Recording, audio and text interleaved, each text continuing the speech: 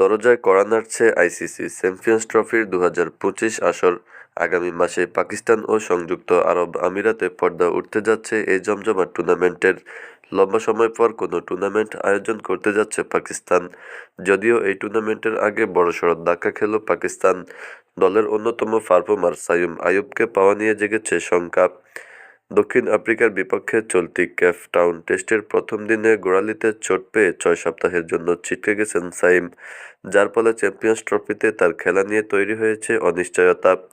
মূল বাউন্ডারি লাইনে ফিল্ডিংয়ের সময় চোটে পড়েন এই ক্রিকেটার। স্ক্যান করার পর রিপোর্টে জানা যায় তার গোড়ালিতে ছিঁড় ধরা পড়েছে এবং সুস্থ হতে ৬ সপ্তাহ সময় লাগবে। এর ফলে কেপ টাউন টেস্টে আর খেলা হচ্ছে না তার। অবশ্য দলের সঙ্গেই আছেন তিনি। যেহেতু ৬ সপ্তাহ পরেই পাকিস্তানের মাটিতে শুরু হবে আইসিসি চ্যাম্পিয়ন্স ট্রফি, তাই বৈশ্বিক এই টুর্নামেন্টের জন্য সময়মতো ফিট হয়ে উঠতে পারবেন কিনা সেটা নিয়েও জেগেছে শঙ্কা। উল্লেখ্য, এই সফরে প্রোটিয়াদের বিপক্ষে ৩ টি-২০, ৩ ওয়ানডে খেলেছে পাকিস্তান।